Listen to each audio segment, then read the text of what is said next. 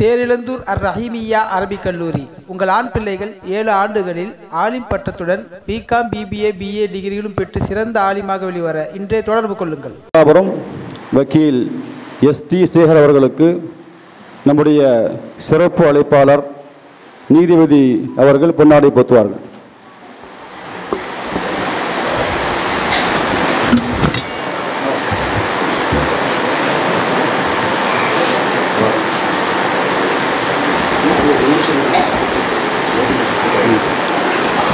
அடுத்ததாக அலி ஜனாப் ABH ரஹமத்துல்லா அவர்களுக்கு நம்முடைய நீதிபதி பொன்னாடை போத்துவார்கள். அடுத்ததாக அல்ஹாஜ் A சுலைமான் அவர்களுக்கு பொன்னாடை போத்தப்படுகிறது. அடுத்ததாக வீனஸ் நூருல்லா ஹாஜி அவர்களுக்கு பொன்னாடை போத்தப்படுகிறது.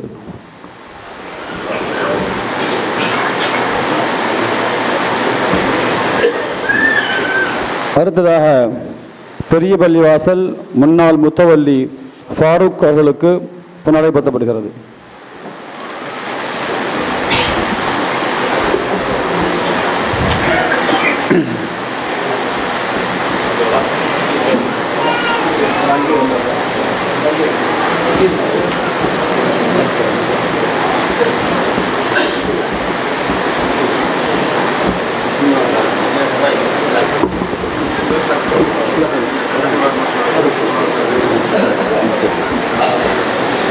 அல்ஹம்துலில்லாஹ். நம்முடைய இர்ஃபான் ஹுதா அரபிக் கல்லூரியிலே 4 ஆலிம்களும் 3 ஹாஃபில்களும் இன்று பட்டம் பெற்றுள்ளார்கள். அந்த ஆலிம்களுக்கும் நாங்கள் வசீகத்து செய்கிறோம், நீங்கள் இந்த கற்ற கல்வியின்படி இன்ஷா அல்லாஹ் நடக்க வேண்டும். அதே போன்று உங்கள் கடைசி காலம் வரைக்கும் சுன்னத்துல் ஜமாஅத் கொள்கையிலே நீங்கள் பிடிப்பாக இருக்க வேண்டும் என்று நாங்கள் துஆ செய்து கொள்கிறோம். அதே போன்று ஹாஃபில்களுக்கு நாங்கள் குர்ஆனை நீங்கள் வளமையாக ஓதி அதை பற்றி பிடித்து கொள்ளுமாறு நாங்கள் வசீகத் செய்து துஆ செய்து கொள்கிறோம். அதே போன்று இந்த மாணவர்களுக்கு பரிசுகள் வழங்கிய ஃப்ரிட்ஜ் முதல் டார்ச் லைட் வரைக்கும் மொத்தம் 41 பொருள் இருக்கிறது. பலர் கூட்டாக சேர்ந்திருக்கிறார்கள், சில பேர்கள் தனித்தனியாக கொடுத்திருக்கிறார்கள். எல்லாருடைய பேரையும் படிப்பதற்கான நேரம் இல்லை என்பதால் இங்கு படிக்கப்பட வேண்டிய அந்த பேர்கள் இன்ஷா அல்லாஹ் சொர்க்கத்திலே அல்லாஹு தஆலா படிப்பானாக. இவ்வாறு வழங்கிய உணவு ஏற்பாடு செய்த அனைத்து நல்லுள்ளங்களுக்கும் பரிசாக, பொருளாக, உடலாக, துஆவாக, மதரசாவுக்காக வேண்டிய உதவி அனைத்து நபர்களுக்கும் அல்லாஹு தஆலா அழகிய சொர்க்கத்தை தருவானாக. அஸ்ஸலாமு அலைக்கும் வரஹ்மத்துல்லாஹி தஆலா பரகாத்துஹு. இர்ஃபானுல் ஹுதாவினுடைய ஆரம்பகால எங்களுடைய உஸ்தாத் சென்னை பட்டூர் ஜாமியா மஸ்ஜிதினுடைய தலைமை இமாம் இப்ராஹிம் மிஸ்பாயி ஹஜரத் பெருந்தகி அவர்களுக்கு நம்முடைய நீதிபதி அன்னார் அவர்கள் பொன்னாடை போத்துவார்கள்.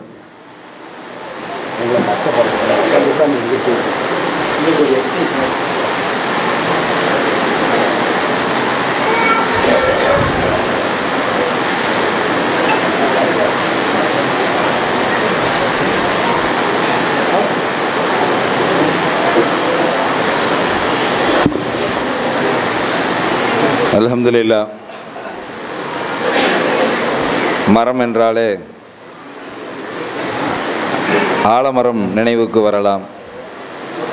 அதிலும் அடையாறு என்றால் ஆலமரம் ஒன்று எல்லோருக்கும் தெரியும், அது சாய்ந்து விட்டது. இருந்தாலும் அடையாறு என்றால் இந்த ஆலிம் என்ற மரம் சாயாது. அதனால்தான் அவர்கள் வெளியிட்ட அந்த நூலுக்கு கூட வேர்களும் விழுதுகளும் என்று பெயரிட்டிருக்கிறார்கள். ஏனென்றால் அது ஒருபோதும் சாயாது. அப்படிப்பட்ட நம்முடைய எல்லோருக்கும் அறிமுகமான சொல்மாமணி மௌலானா மௌலவி ஹாஃபிஸ் பாக்கவி எம்ஃபில் PhD ஹசரத் அவர்கள் நம்மோடு பேருரை நிகழ்த்துவார்கள்.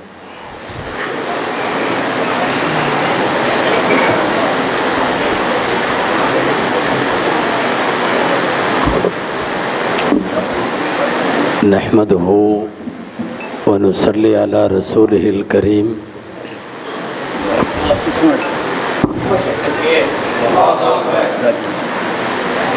أعوذ بالله من الشيطان الرجيم بسم الله الرحمن الرحيم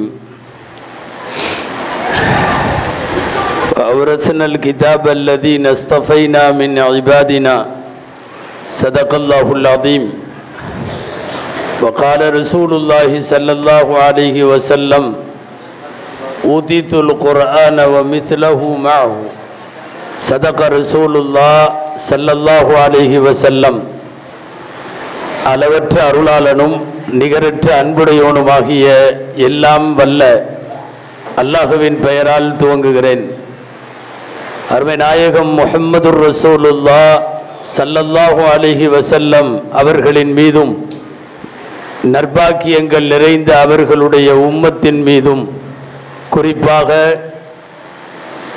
இர்ஃபானுல் ஹுதா அரபிக் கல்லூரியினுடைய இந்த பட்டமளிப்பு அமர்வில் பங்கேற்றிருக்கிற நம் அனைவர் மீதும் எல்லாம் வல்ல அல்லாஹுவின் நல்லருள் என்றென்றும் நிறைவாக உண்டாவதாக. ஆமீன். கண்ணியத்திற்கும் மரியாதைக்கும் உரிய மாணவர்களுக்கு சனது வழங்கி அமர்ந்திருக்கிற கண்ணியத்திற்குரிய ஹசரத் கிபிலா தாமத் பரகாத்துகும்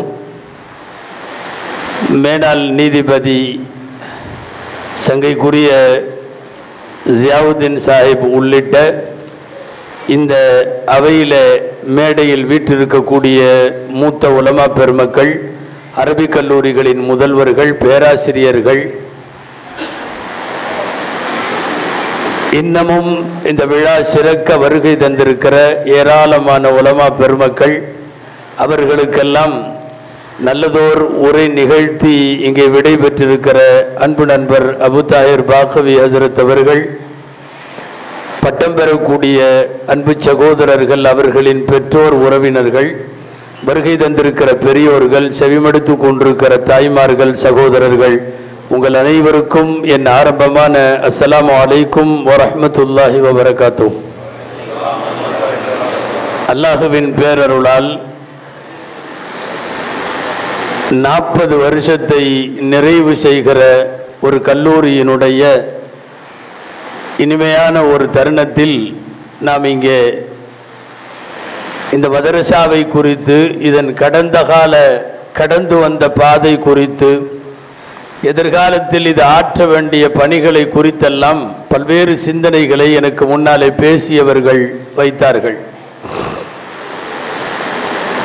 40 ஆண்டுகளாக நடைபெறும் இந்த மதரசாவில் சற்றேறக்குறைய ஆரம்ப 15 ஆண்டு காலங்கள் மர்ஹூம் நிஜாமுத்தீன் ஹஜரத் அவர்கள், அல்லாஹ் அவரை உயரிய சொர்க்கத்திலே சேர்ப்பானாக, அவர்கள் கையில் எடுத்து மிகுந்த சிரமத்தோடு உருவாக்கிய இந்த ஸ்தாபனத்தை அன்பு நண்பர் பீர் முகமது தாவூதி அவர்கள் ஏறத்தாழ ஒரு 25 வருஷம், 4 நூற்றாண்டு காலமாக தொடர்ந்து அதை நடத்தி கொண்டு வருகிறார்கள். ரமலானில் எல்லாம் சென்னையின் எந்த வீதியிலும் அவரை பார்க்கலாம். சென்னைக்குள்ளே எல்லா வீதியிலும் யார் யார் எப்படி என்று அவருக்கு தரமும் தெரியும். ஆடி கறப்பவர்களிடத்தில் ஆடியும் பாடி கறப்பவர்களிடத்தில் பாடியும், மொத்தத்தில் அவரே சொன்னது போல தன்னுடைய வசூல் பிடிவாதத்தில் சமரசம் செய்யாத ஒரு சூழலில் 25 ஆண்டு காலம் அவர் மதரசாவை நடத்தி இருக்கிறார். அன்பு நிறைந்த உள்ளூர்காரர்கள், உலமாக்களின் ஒத்துழைப்போடு, அல் ஹரமைன் ட்ரஸ்டினுடைய இங்கே இருக்கக்கூடிய சங்கைக்குரிய இப்ராஹிம் ஆஜியார், ரஃபீக் ஆஜியார் போன்றவர்களினுடைய பெரிய ஒத்துழைப்போடு ஒரு சிறந்த ஒரு ஸ்தாபனமாக இது வளர்ந்திருக்கிறது. இன்னமும் பொன்விழாவை நோக்கியும் வைர விழாவை நோக்கியும் நகருகிற சூழலை அல்லாஹ் அடுத்தடுத்து இந்த மதரசாவுக்கு லகுவாக்கி தருவானாக என்கிற நல்ல பிரார்த்தனையோடு, ரொம்ப நேரம் சிறப்புரை பண்ணி உங்களை உட்கார வைக்கிற ஐடியா இல்லை. சிறப்புரை இறுதி நேரம் வருகிற போது சிற்றுரையாக மாறிவிடும். அந்த அடிப்படையில் நான் சிற்றுரை தான். காரணம், டேபிள்லாம் போட்டு ஆல்ரெடி உட்காந்துட்டாங்க. நான் வருகிற போதே ஒரு சீட்டு காலி இல்லை, எல்லா இடத்திலும் இருக்கிறார்கள். நாம் இப்போ முடிஞ்சாலும் போய் வழக்கம் போல் பின்னாடி தான் நிற்கணும் அவர்கள் சாப்பிட்டு முடிக்கிற வரை. அதனால் 1-2 வார்த்தைகள் மாத்திரம் சொல்லி நான் நிறைவுக்கு வருகிறேன். 40 வருஷத்தில் ஒரு கடந்த 10 வருஷமாகத்தான் இவர்கள் பட்டம் கொடுத்து கொண்டிருக்கிறார்கள். ஹாஃபிதுல் குரான்களை உருவாக்கி இருக்கிறார்கள். அதே போல மௌலவி ஆலிம்களையும் 2015 இருந்து உருவாக்கி கொண்டிருக்கிறார்கள். என் நினைவில் 1-2 வருஷம் நீங்களாக எல்லா பட்ட மளிப்பு விழாக்களிலேயும் பங்கு கொள்ளுகிற வாய்ப்பு எனக்கு கிடைத்திருக்கிறது. இந்த ஆண்டும் அந்த அடிப்படையில் வந்திருக்கிற உங்களோடு என்ன கண்ணு கட்டிய வரை நிறைய உலமாக்களும் தொலபாக்களும் கண்ணுக்கு தெரிகிறார்கள்.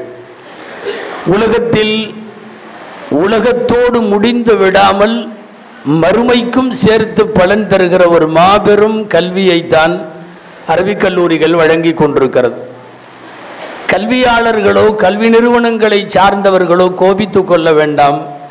ஒழுக்க மாண்புகளுக்கு சமீப காலங்களில் பொதுவான கல்லூரிகளில் அதிகம் கவனம் செலுத்தப்பட முடியாத ஒரு சூழ்நிலையில் அரபிக் கல்லூரிகள் படிக்கும் படிப்பை விட இருக்கிற சிலபஸை விட அவர்களினுடைய கல்லூரிக்குள்ளே இருக்கிற கரிக்குலங்கள் இது எல்லாத்தையும் விட முதலில் ஒழுக்க மாண்புக்கு முக்கியத்துவம் தருகிறவை தான் அரபிக் கல்லூரிகள்.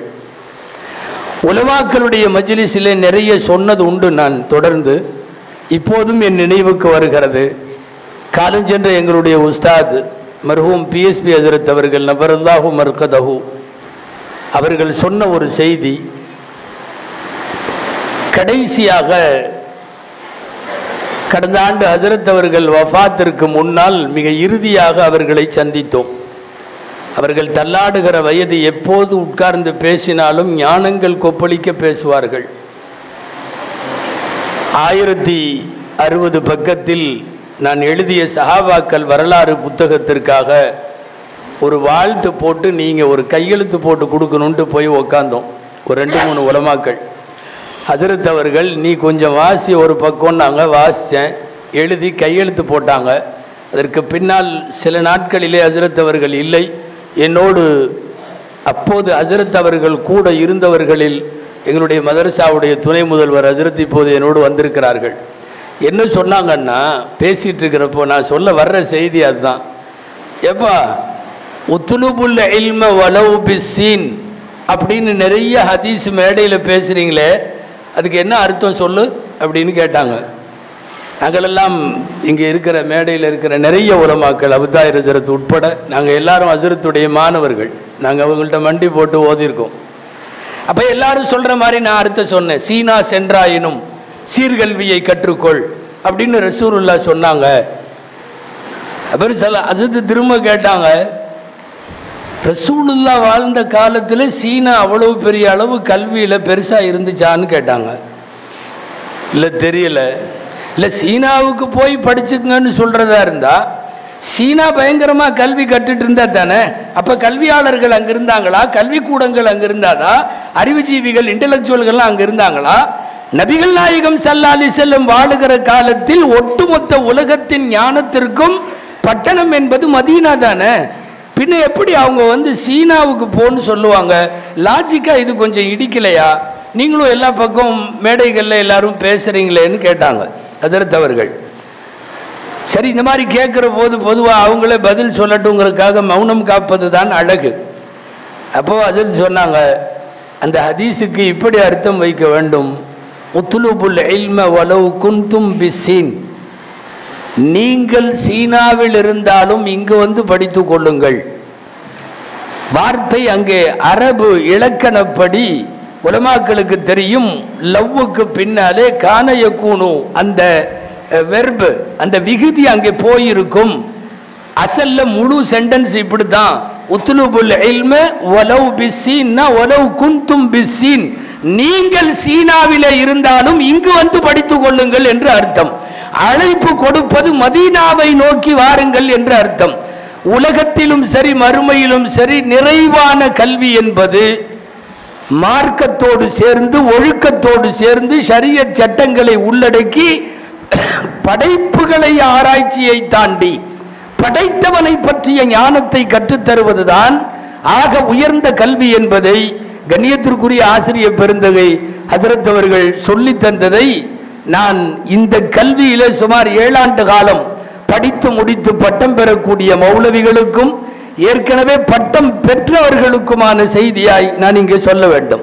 எல்லாம் வல்ல இறைவன் அன்பிற்குரிய உலமா பெருமக்களே, லீடர்ஷிப் என்கிற தலைமைத்துவத்தை இந்த உம்மத்திற்கு தொடர்ந்து 1400 வருஷமாக அல்லாஹ் உலமாக்களுக்கு வழங்கி இருக்கிறான். அது ஒரு லீடர்ஷிப். உனக்கு எத்தனை கோடி வேண்டும்? கோடிகள் வேண்டாம், தலைமையை எடுத்துக்கொள். பெரிய பதவி ஏதாவது வேண்டாம், லீடர்ஷிப் எடுத்துக்கொள்ளுங்கள். கையில வைத்திருக்கிற பல கோடிகளை விட, அடையும் உயர் பதவிகளை விட, எல்லாவற்றையும் விட சமுதாயத்தின் தலைமைத்துவம் என்பது ஆக பெரிய ஒரு உயர் பதவி. அந்த உயர் பதவிக்கு ஆட்டோமேட்டிக்காக இவர்கள் ஒரு 7 ஆண்டு 10 ஆண்டு, ஒரு 3 வருஷம் ஹாபிஸ், 7 வருஷம் மௌலவி, 10 வருஷத்தை அரபிக் கல்லூரியிலே மண்டியிட்டு தொடர்ந்து அல்லாஹுவின் சொல்லையும் அருமைநாயகம் ஸல்லல்லாஹு அலைஹி வஸல்லமுடைய சொல்லையும் வெறுமனே வாசிக்காமல் ஆய்வு ரீதியாக அதை படித்து முடிக்கிற போது இறைவன் ஆக உயர்ந்த இடத்திற்கு வைக்கிறான். அன்பர்களே, நாமெல்லாம் அடிக்கடி ஓதுகிற யாசின் சூரா ஒரு வாக்கியம் வருகிறது, வனக்துபு மா கத்தமு ஆசாரஹும் வகுல்ல ஷைஇன் அஹ்ஸைனாஹு ஃபீ இமாமின் முபீன். நாம் எல்லாருடைய நற்செயல்களையும் பதிவு செய்து வைத்திருக்கிறோம். அதுல ஏற்கனவே வாழுகிற காலத்தில் நாம் விட்டு விட்டு போன தடயங்களை பதிவு செய்கிறோம் என்கிறான் அல்லாஹ். யாராக இருந்தாலும் இந்த உலகத்தில் வாழ்ந்து விடைபெறுகிற போது என்ன விட்டுட்டு போன, என்ன விட்டு விட்டு போனாய்? நீ போனதற்கு பிறகு இங்கே செயல்படும் கல்வி கூடம், நீ போனதற்கு பிறகு இங்கே செயல்படுகிற, இங்கே மக்களுக்கு பலன் தருகிற ஆறு, குளம், ஏரி, நூல் நிலையம், பள்ளிக்கூடம், எதுவெல்லாம் நாம் போன பிறகு நம் பெயர் சொல்லுகிற நீங்கா நினைவுகளாக அடுத்த தலைமுறையும் இருக்கிறதோ அவைகளெல்லாம் தடயங்கள் என்று பெயர். வாழ்ந்துட்டு போறது பெரிய விஷயம் இல்லை, போன பிறகு நம்மளை பத்தி பேசுறதுக்கு ஏதாவது ஒரு தடயம் வேணும்.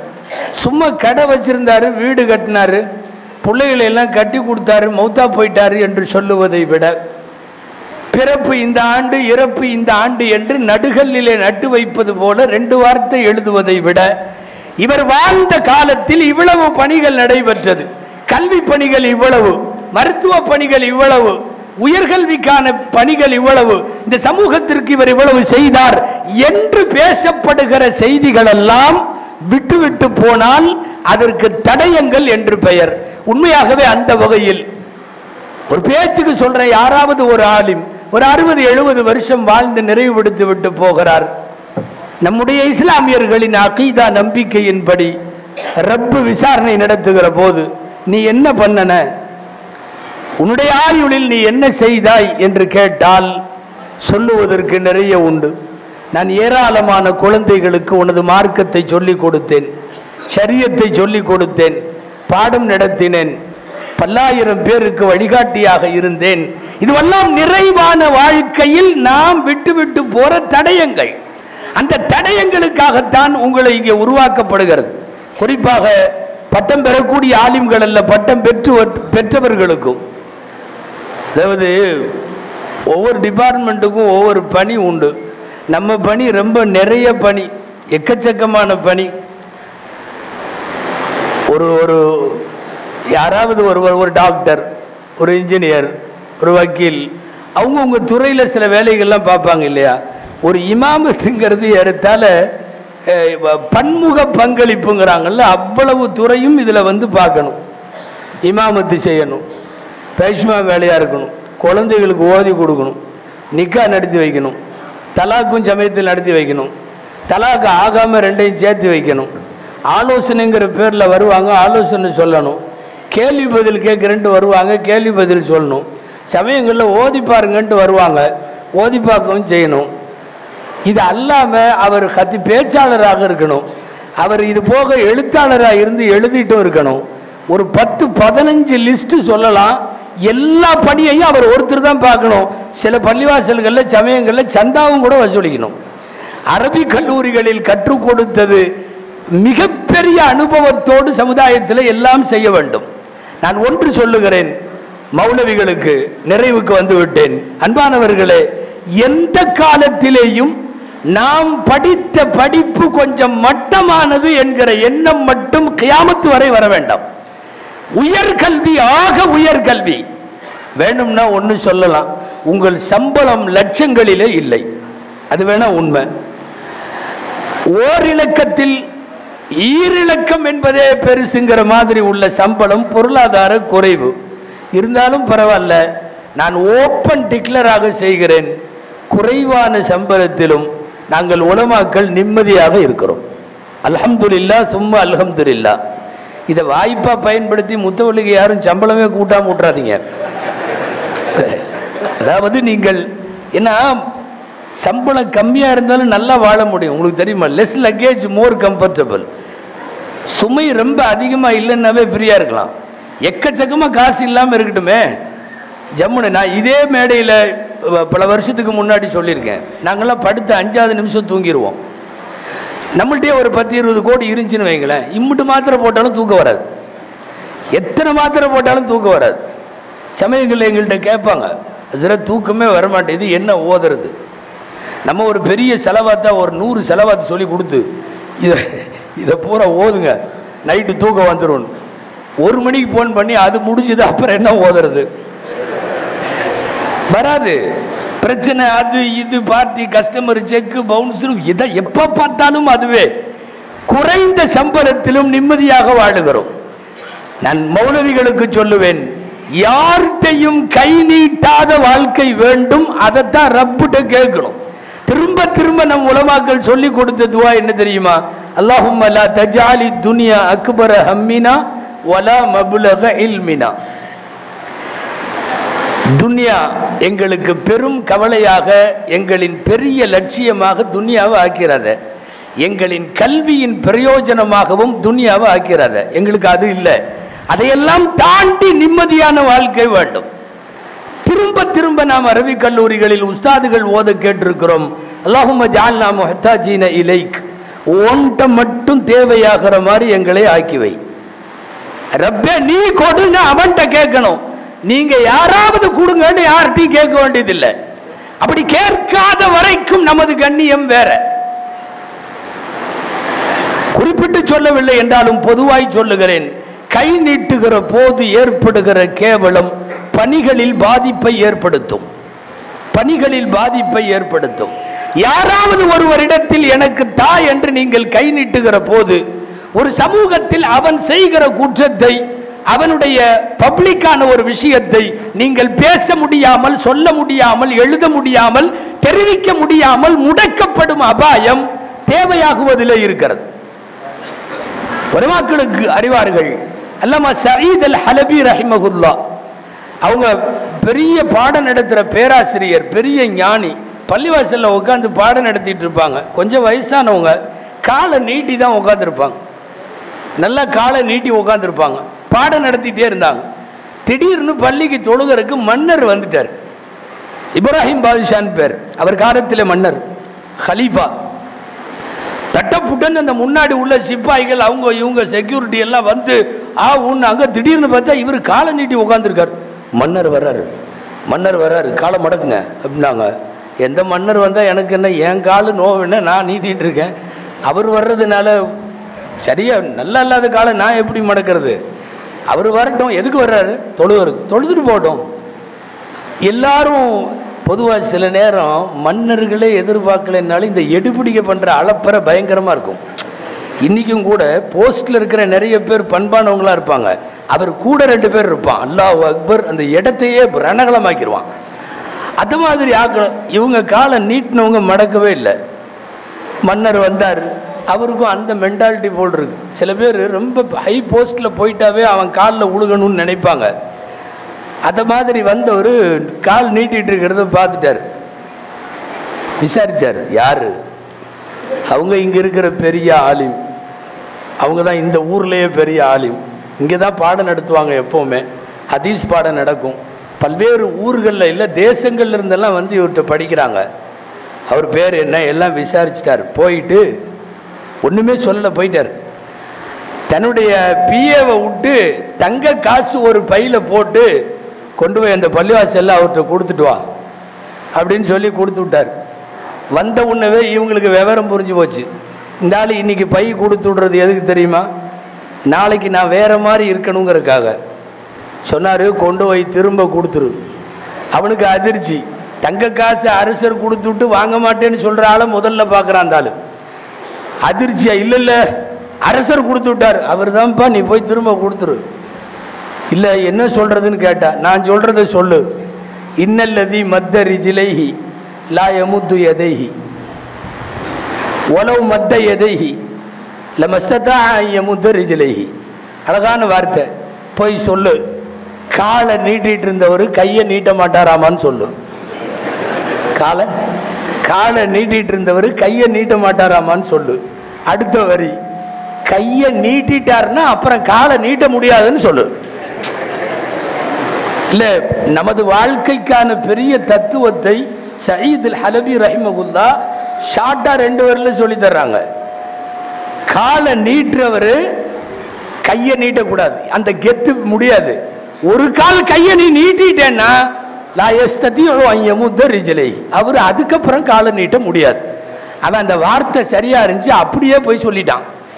காலை நீட்டினவரு கையை நீட்ட மாட்டாராம், ஒரு கால் நீட்டிட்டாருன்னா அப்புறம் காலை நீட்ட முடியாதாமா அப்படின்னு கொண்டாந்து வாங்கி வச்சுக்கிட்டாங்க.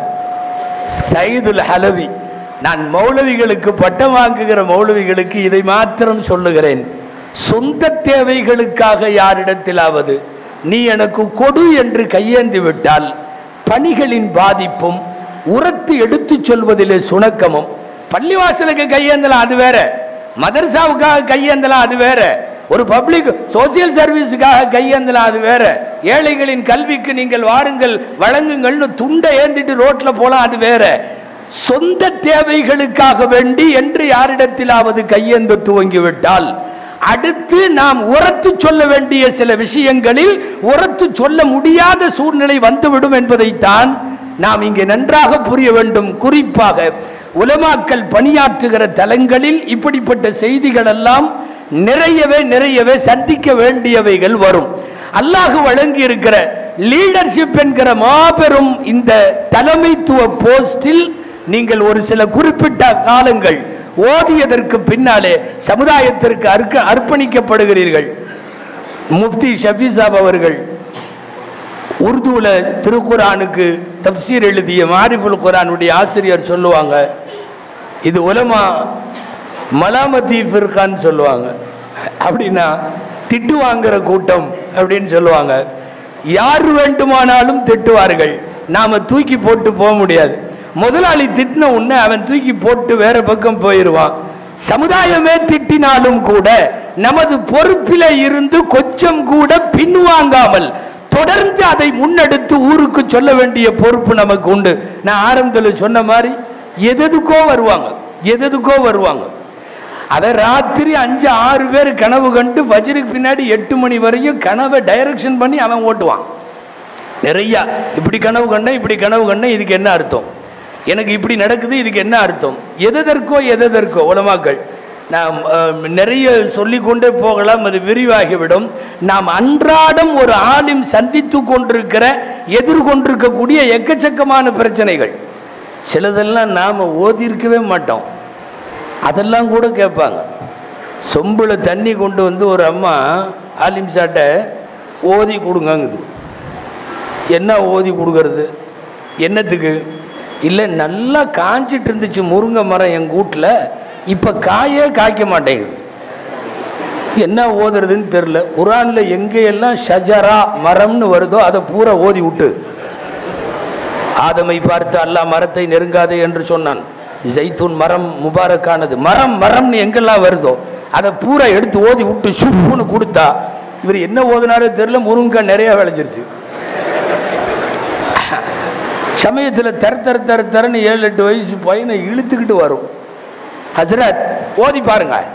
ஏமா காய்ச்சலாம், சொன்னபடியே கேட்க மாட்டேங்கிறான். சொன்னபடி கேட்காததுக்கு என்ன ஓதுறது?